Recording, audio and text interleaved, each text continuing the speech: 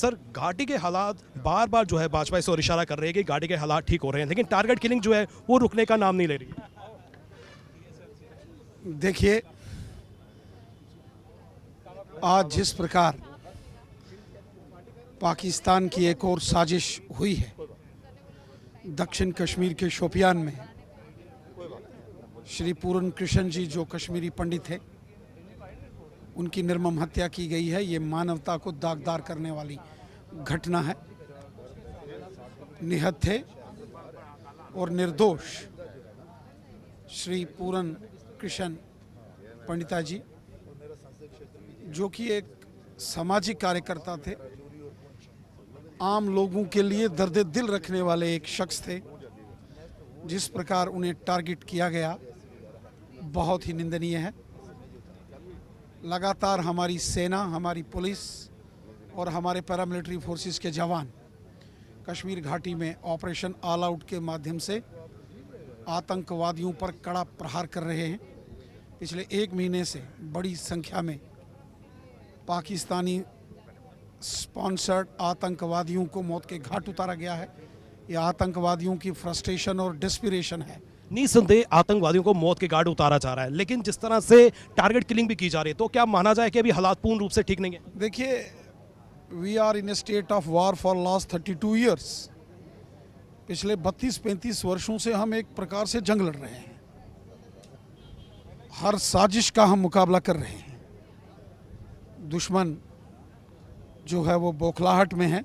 हालात नॉर्मल हैं या नहीं है?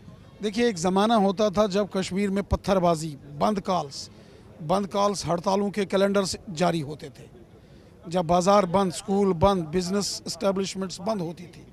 आज वो दौर ख़त्म हुआ है और ये चोरी छुपे जो दूर दराज के एरिया में इस प्रकार से टारगेटेड किलिंग्स कर रहे हैं, ये भी नहीं बख्शे जाएंगे। जिस तरह से एम्प्लॉयज़ की बात करें, जो कश्मीरी पंडित माइग्रेंट हैं वो भी लगातार विरोध प्रदर्शन कर रहे हैं, और जो एससी कोटा से लगे हैं वो भी लगातार जो है प्रोटेस्ट कर रहे हैं। उनका भी यही कहना कि गाड़ी में हालात नॉर्मल नहीं है, इसलिए वो जो है अपनी जॉब ज्वाइन नहीं कर रहे हैं, और उनकी सैलरी भी बंद की जा रही है, बायोमेट्रिक भी लाई जा रही है। चाहे कश्मीरी पंडित जो पीएम पैकेज के तहत लगे हों या नॉन पीएम पैकेज में, या ऑल रिजर्व कैटेगरीज के हमारे भाई बहन, मुझे लगता है कि चूँकि उनकी सर्विसेज दूर दराज के एरिया में हैं और दुश्मन इस फिराक में है कि वो छुपकर घात लगा के हमला करे और खून बहाने की कोशिश करेगा।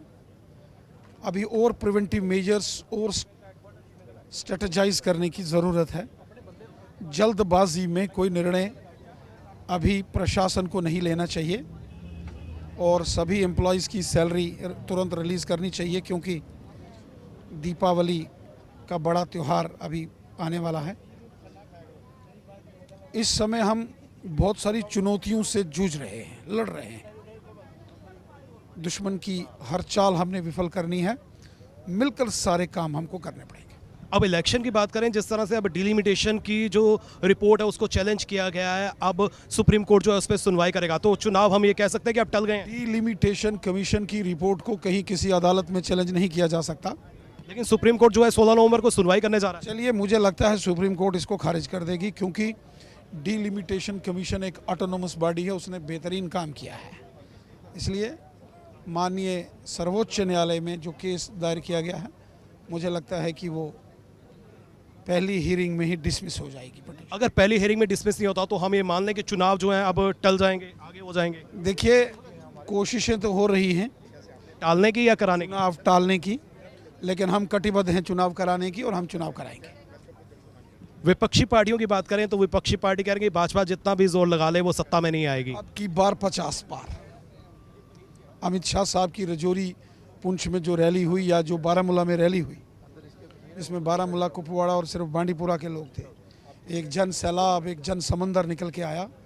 आप देखेंगे प्रचंड बहुमत के साथ जम्मू कश्मीर में अगली सरकार भारतीय जनता पार्टी की हो। बिजली के जो है वो दरें भी बढ़ाई जा रही हैं, लोग स्मार्ट मीटर से भी परेशान है, बेसिक नेसेसिटीज जो है वो परेशान है। सब ठीक कर देंगे, परवाह नहीं करनी। करेंगे कब? ठीक कब करेंगे? जल्दी हो जाना। ये थे बीजेपी के प्रेसिडेंट रविंदर रैना जी, जिन्होंने जो है अपना पक्ष रखा है और बार बार वो यही दावा करते हैं कि भाजपा जो है इस बार 50 सीटें हासिल करके सत्ता में आएगी। और गाड़ी के हालात की बात करें तो गाड़ी के हालात जिस तरह से यहाँ पर नॉर्मल नहीं है, टारगेट किलिंग की जा रही है और साथ ही साथ में उन्होंने एम्प्लॉयज़ की सैलरीज जो है वो रिलीज़ करने की और भी इशारा किया और दावा उनका यही है कि सत्ता जो है भाजपा ही संभालेगी और उसके बाद ही लोगों के मसाइल जो है वो हल होंगे। इसी के साथ नितिन कनोत्रा और मुझे यानी कि रितेश गुप्ता को दीजिए इजाज़त, फिर मिलेंगे, नमस्कार।